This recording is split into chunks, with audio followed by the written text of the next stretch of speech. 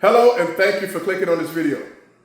My name is Mr. 5050, aka the Father's Rights GOAT, but I'm the founder of Flawless Fatherhood. In this video, you're going to learn how I secured my oldest two sons through a marriage and divorce, and how I was able to secure my youngest son an equal joint physical timeshare, week-to-week timeshare in an unreal relationship. Okay? Listen, I'm in here. The purpose of this platform is for me to share my experiences. This video is just a little bit, just to share my experiences of how I got that done. And it's very unconventional, and it's not the ways that the system teaches us or other traditional father's rights advocates teach us. I don't believe in those ways. And to me, this is a solution-based father's rights platform. Solution-based. Not sitting back here being like, oh, we need you to do this for us. No, solution-based. This video is just a tip. So listen, if you get any type of value out of this video, feel free to like the video, subscribe to the platform, because as I see the numbers grow, and as I see people appreciate the content or give me back and forth, that will motivate me to make more videos. Okay? Listen, now, I made this video, you know what I'm saying? I'm making this intro second. But yeah, I picked up a book and I kind of threw it, but it had a sticker on it, and the sticker landed somewhere up in here. So once I went back to looking at it, I saw there's a sticker here for the last 5 minutes of my video. And guess what? I'm not redoing that. You know what I'm saying? So understand that's why the sticker there, because it was on a book. But nevertheless, we're going to get into the video. It's powerful. Listen, guys, I've been through some stuff, ladies and gentlemen, and look, I'm in here to help the future.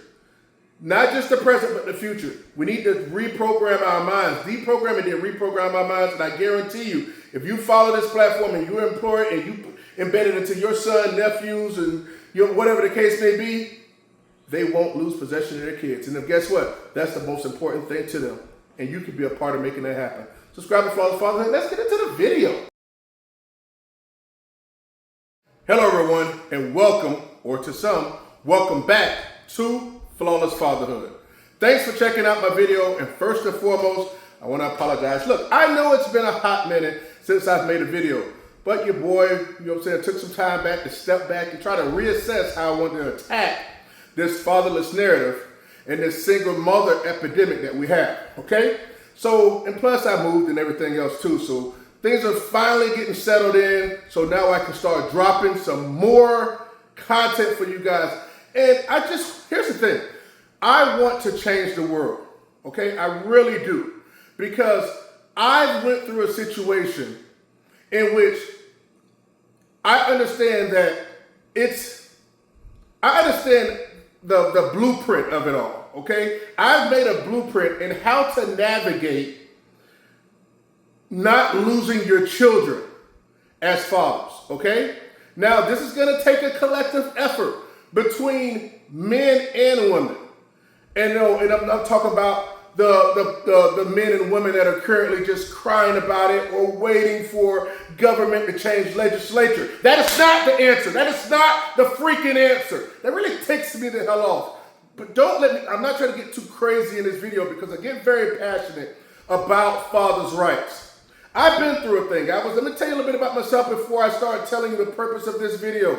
The purpose of this video is how things will change, basically. It's like the information I'm going to give you is just going to be a broad synopsis, real quick, of how things can change in the father's rights environment moving forward, okay? In equal parenting moving forward. But you have to deprogram everything you were taught, okay? Let me tell you why. See these two first knuckleheads right here? These are my oldest two sons I had via a marriage when I got married in 1996.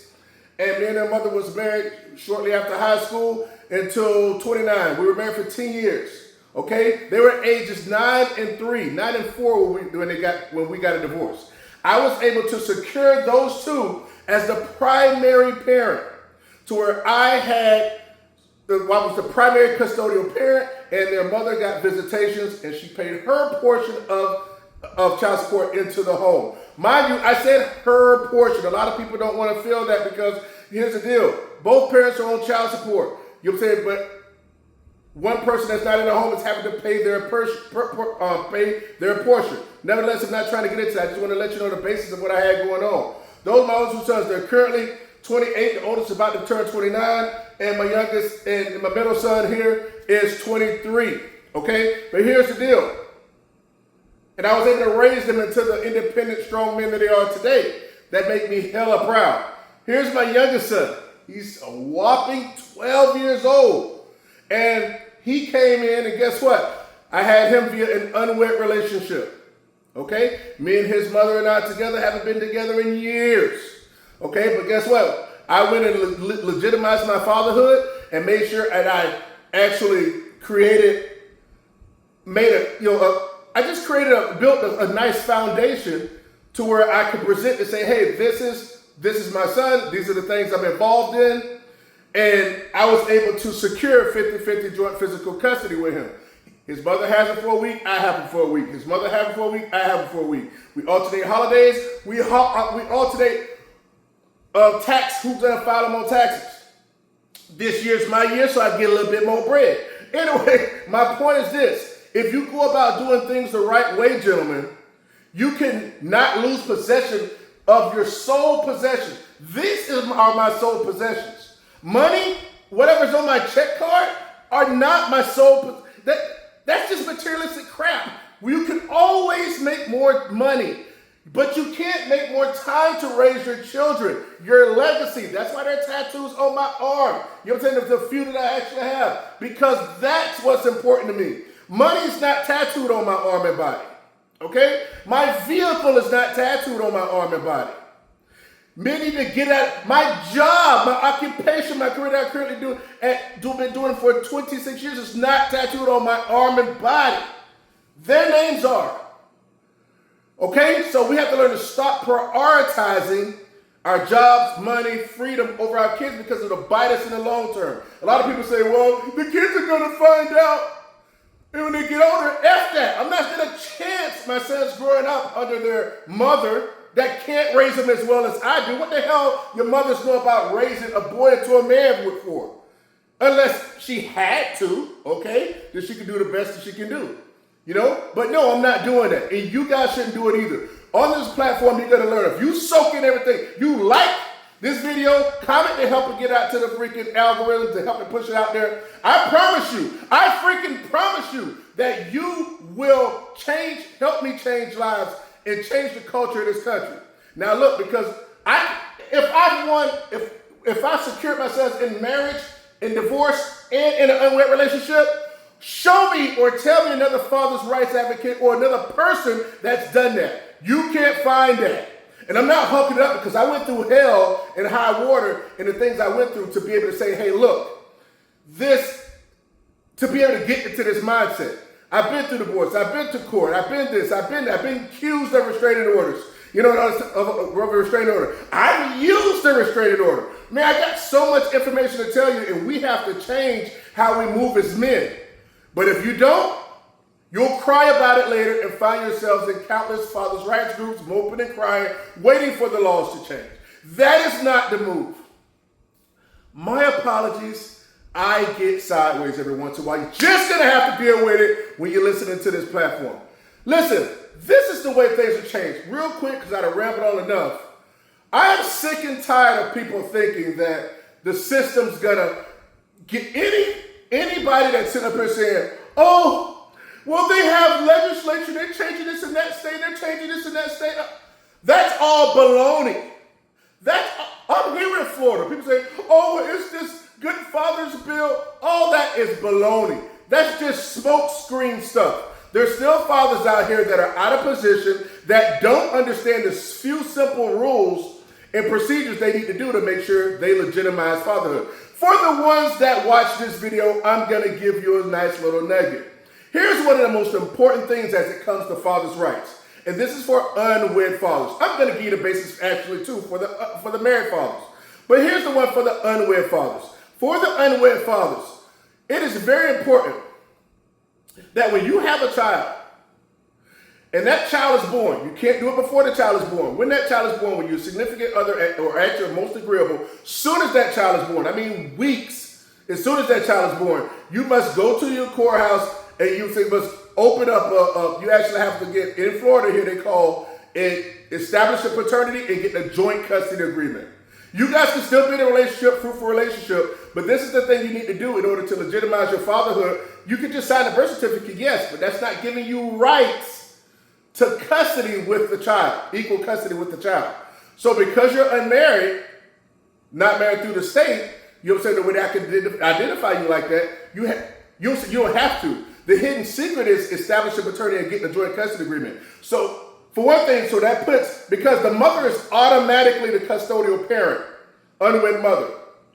But the unwed father is the non-custodial parent. So the mother is automatically the custodial parent, even though she's unwed.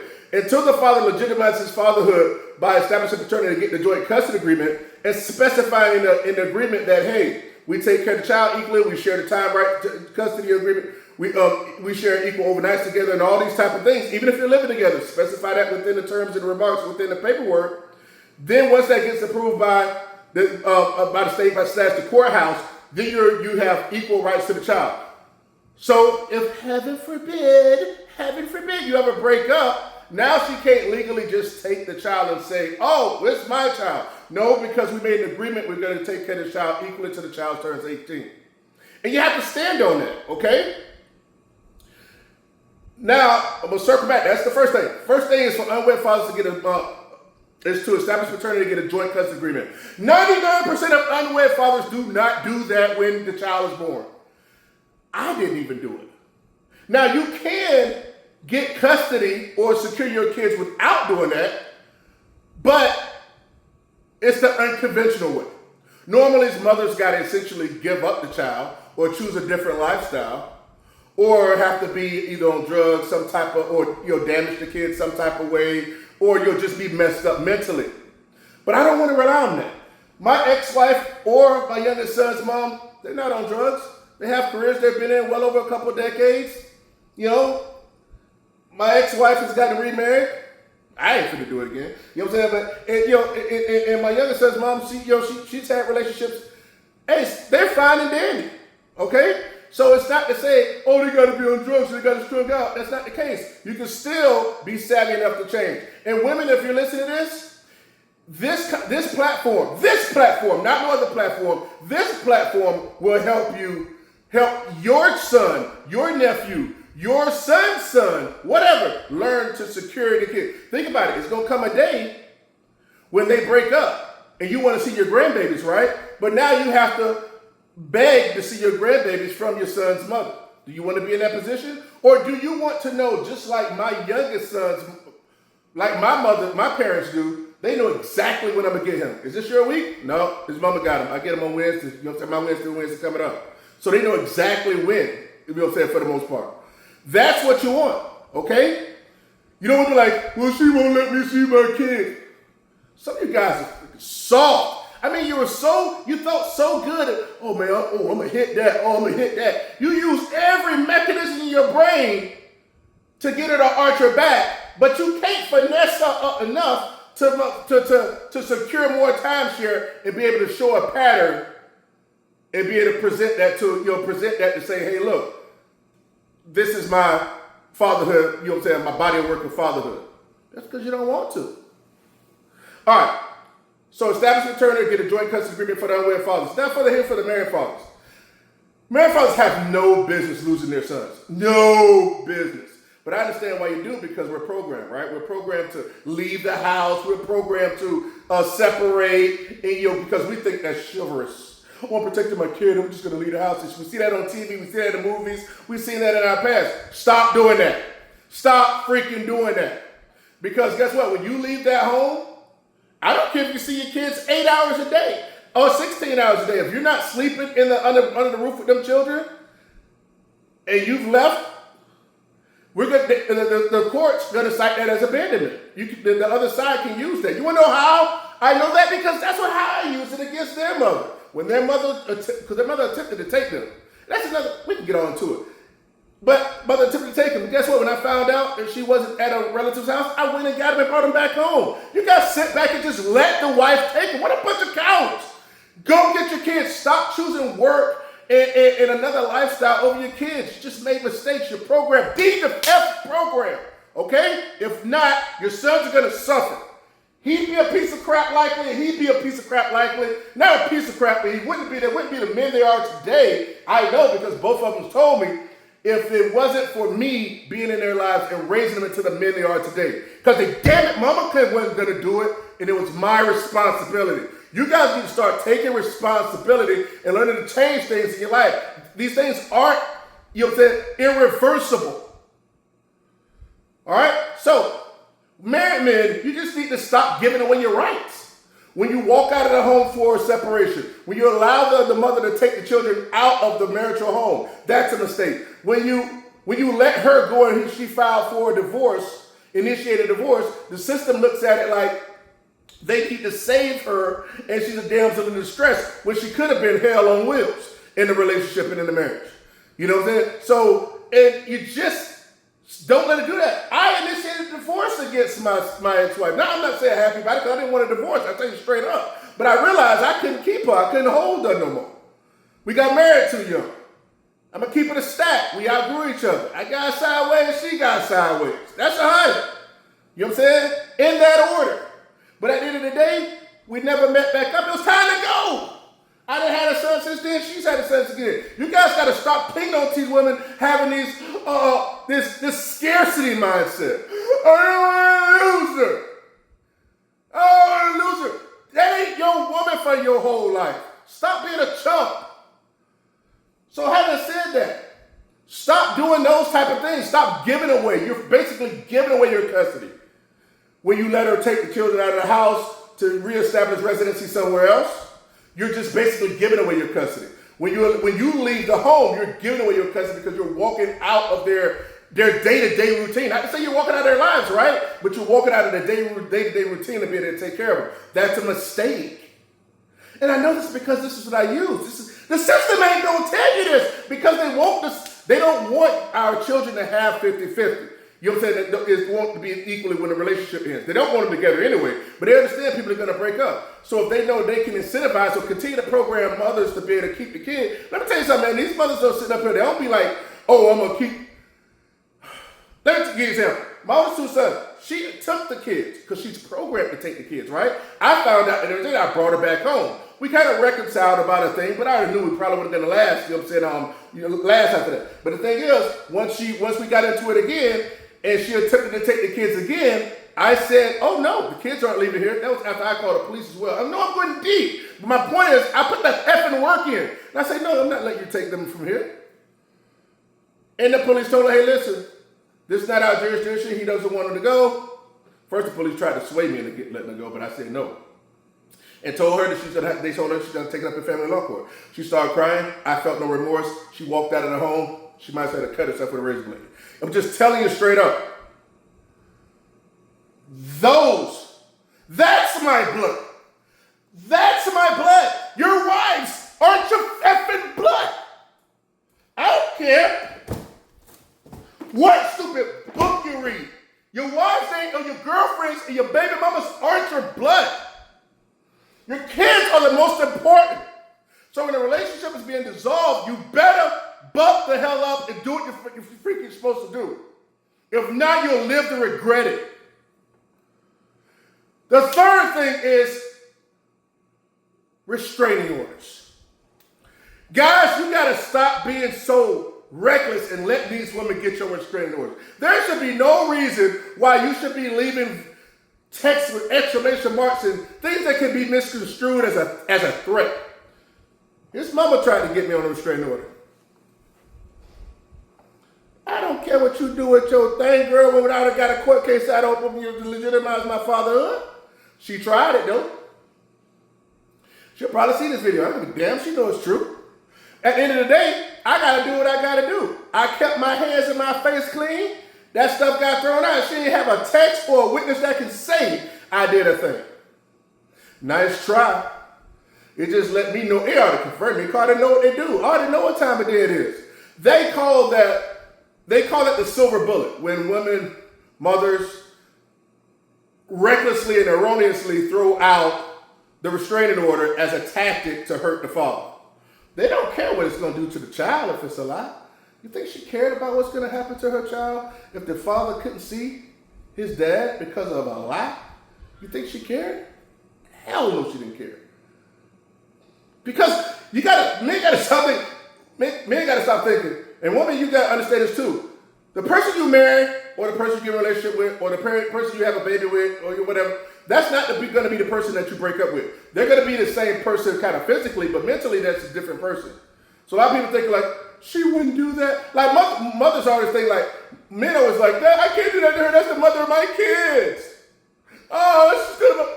But the mother ain't thinking that. The mother like, look, I want this going. I want him to pay for this. I want him to pay for that. I don't care who know about it. I want his job going, everything. I want the kids. I want his half his dog on retirement, everything. Yeah.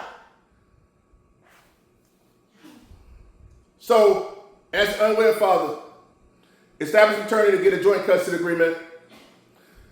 Look, it's not hard. It's an easy process. Trust me. We'll talk about it later. But again, if you get value from this, make sure you like the video and subscribe or comment. Let me know what you think. I'm going to give you a portion, a tidbit of what I know. If you want these results, you got to rock with the man that's been through it. Okay? Now then, look here. So, unwed fathers, establish an attorney to get a joint custody agreement. For married fathers, you just have to not give away your custody. No leaving the house. No letting her take the children from the house. I've seen this one say, okay, she took the kids. Well, how long they been gone? They've been gone 5 or 6 months. Why haven't you went to go get them? Why are you just sitting back waiting? You know why? Because you prioritize other things. I would have freaking shook this whole freaking earth upside down if my wife had took my kids. I didn't know where the hell she was. That's another thing too. A lot of you dudes be around here impregnating women that be, you know what I'm saying, that don't be doing nothing in their lives. Don't be working, don't got a stable job. They can just up and float and go to Alaska and stuff. Y'all just like, what's the deal? You know, whatever, that's another story. And third, don't give away your custody as a married father. Don't relinquish it. And for third, don't get a restraining order. The restraining orders hurt you. That's called the silver bullet, and that's the tactic that they use. I use a restraining order on their mom in a marriage. She put her hands on me. You don't get to put your hands on me, you know, when all this other stuff going on. No, when you grow up and you're doing some stuff or whatever, you move around, you have, you know, relationship, marital stuff. But it got to a certain point in time when we started to go through the divorce, and I had did something that aggravated her, but not to her physically, you know what I'm saying, or whatever. And she found out where I was. She came to my buddy's house. She put her hands on me. I called the police so damn quick. I'm like, you going to jail tonight. You finna squat. You finna pull them down, get naked. You gonna squat today. But lucky for her, two female police officers came up. So she got lucky because the female officer was like, I'm not gonna take her, just not take you. I'll take both of you, but not none of you. So even had one of my hands clamped already. But I'm like, I ain't got no too much ego. So I'm like, nah, I ain't pressed charges. But I did get a restraining order on her, and it stood. And that was another thing that helped me in our divorce proceedings. You guys gotta do it. Look, bro. You think I wear this shirt for nothing? I got my kids. I'm not even monetized on YouTube, but I would like to be. So that's why I would like for you to subscribe to the channel, comment, share this with people. I mean, you got to be serious about it. I'm telling you right now. See this picture right here? This is a picture right here when I was in the United States Marine Corps. All right? I think I was 18 at this point in time. I had my 18th birthday in boot camp. Let me tell you something. And I was small. I was like 202 pounds. Something. Small. Y'all see I'm an overweight mother right now. But no. Here, my point of saying it is, I'll be back to that size long before they made any law that's going to be automatic 50-50 or basically equal rights or putting down laws to cover through the country that equal rights for fathers. It ain't going to happen. It ain't going to happen. They want our sons and daughters unalived or in prison. We see them building up apartments like crazy all around, but guess what? They're building up prisons too. And guess what? They plan on filling them. Hey man, look, I done talked enough, man. I'm sorry. I'll do better next time. Flawless Fatherhood, where you hear what you need to hear, not what you want to hear. Make sure you press like on the video. Hey look, I want to see views. I see the number of views. I want to see the likes, you know what I'm saying, coincide with the views. That motivates me to do videos. I'm finna knock out a YouTube short right now. Hey man, I'll see y'all the next time. Make sure that y'all like the video. And the more y'all like the videos and the more you comment, the more I feel obligated and energized to do others. Flawless Fatherhood, we hear what you need to hear, not what you want to hear. Let's freaking get it.